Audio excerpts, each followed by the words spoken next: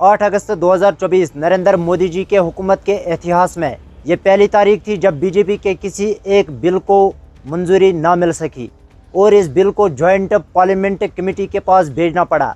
यानी 2014 से नरेंद्र मोदी जी के 2 सरकारों में ऐसा कभी नहीं हुआ कि मोदी सरकार ने किसी एक बिल को राज्यसभा या लोकसभा में पास ना किया हो। मिसाल के तौर पर 370 की बिल हो या फिर बाबरी मस्जिद का मसला हो, दोनों में बआसानी से कामयाब हो गए। लेकिन अब मोदी जी की सरकार 2024 में वक्फ बोर्ड की बिल लेके राज्यसभा में आए थे, लेकिन ये बिल पास नहीं हो पाया। वक्फ बोर्ड, आखिर ये वक्फ बोर्ड क्या है, इसको हम डीपली समझने की कोशिश करेंगे।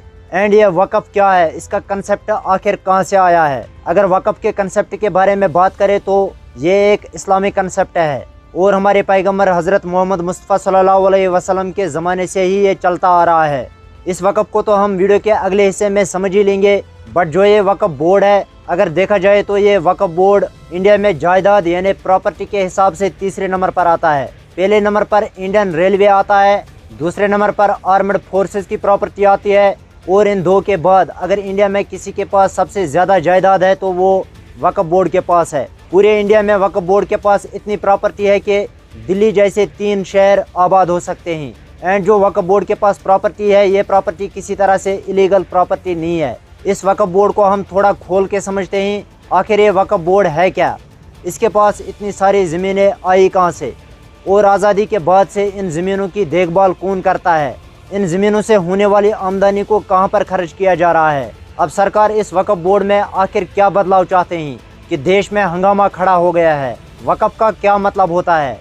वक्फ का ये मतलब होता है कि अगर कोई भी मुसलमान इंसान अपनी ज़ाती ज़मीन को अल्लाह के रास्ते में देना चाहे, यानी वक्फ करना चाहे, अपनी ज़ाती ज़मीन को खिदमत करने के नीयत से अल्लाह के रास्ते में वक्फ कर सकता है। खिदमत का मतलब है कि मस्जिद बनाना, मदरसा बनाना, कब्रिस्तान बनाना, हॉस्पिटल बनाना या फिर ऐसे काम करना जिन कामों से इस्लामी तौर तरीके के साथ इंसानियत का फ़ायदा हो सके।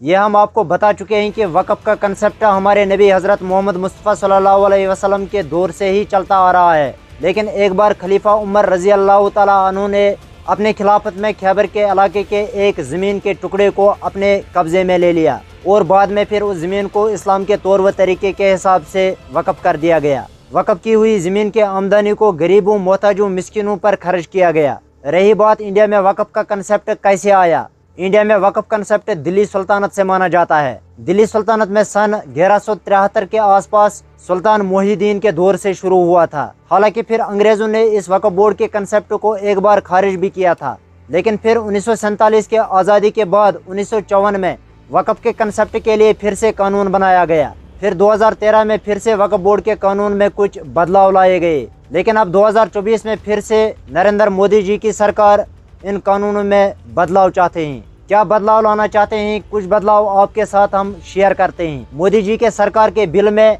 वक्फ बोर्ड के कानून में बदलाव कुछ ऐसे हैं कि अब वक्फ बोर्ड में सिर्फ मुसलमान ही नहीं बल्कि गैर मुस्लिम भी शामिल हो सकते हैं। वक्फ बोर्ड का CEO यानी चीफ एग्जीक्यूटिव ऑफिसर भी अब गैर मुस्लिम हो सकता है। एंड वक्फ बोर्ड में अब 2 खवातीन भी शामिल हो सकते हैं। वक्फ बोर्ड को किसी भी दावे को करने से पहले उस दावे की वेरिफिकेशन करनी होगी। मुसलमान अगर इस वक्फ बोर्ड के जरिए से कोई भी प्रॉपर्टी यानी मदरसा, मस्जिद, कब्रिस्तान या फिर कोई भी प्रॉपर्टी बनाते हैं तो अब उस प्रॉपर्टी को सरकार के बिल के हिसाब से पहले वेरीफाई करना होगा, यानी अपने डिस्ट्रिक्ट मजिस्ट्रेट में जाकर प्रॉपर्टी को पहले दर्ज करना होगा। मीन्स अगर किसी प्रॉपर्टी वक्फ करने वाले को कभी ये मूड बना कि मैं अपनी प्रॉपर्टी वक्फ बोर्ड से वापस लूँ तो वो कोर्ट में जाकर वक्फ बोर्ड के खिलाफ केस दर्ज कर सकता है। हालांकि अगर ये बिल पास नहीं हो पाया तो वक्फ बोर्ड के पास अपना कानून है कि अगर किसी शख्स ने अपनी ज़ाती ज़मीन को वक्फ बोर्ड में वक्फ किया है तो इंडिया के संविधान के मुताबिक वो बंदा कोर्ट में नहीं जा सकता है, बल्कि उसको वक्फ बोर्ड के पास ही जाना है कि वक्फ बोर्ड के सामने दलाइल पेश करने होंगे कि मैंने जो ये ज़ाती ज़मीन वक्फ बोर्ड को वक्फ की है, इस ज़मीन को वापस लेने का कारण बताना होगा। और अगर वो कारण जायज़ होगा तो हिंदुस्तान के आयन के मुताबिक वक्फ बोर्ड को ये इख्तियार हासिल है कि वो इस शख्स के वक्फ की हुई ज़मीन के बारे में फैसला खुद सुना सकते हैं। और अगर ये बिल पास हुआ तो फिर इसका उल्टा होगा, यानी हर स्टेट के वक्फ बोर्ड को इस बिल के कानून के मुताबिक चलना पड़ेगा। बाकी अभी तक अपोजिशन के एतराज़ की वजह से सरकार अभी तक इस बिल को पास नहीं कर पाई। बट अगर ये बिल लोकसभा में पास हुई तो इजीली ये बिल राज्यसभा में भी पास होगी। एंड मुसलमानों को चाहिए कि इस बिल के बारे में कॉन्शियस रहे, जहां तक हो सके इस पर एतराज उठाते रहे ताकि सरकार इस बिल को पास करने की हिम्मत ना कर सके। एंड मिलते हैं अगले वीडियो में एक नए वीडियो के साथ। And always Allah bless you all.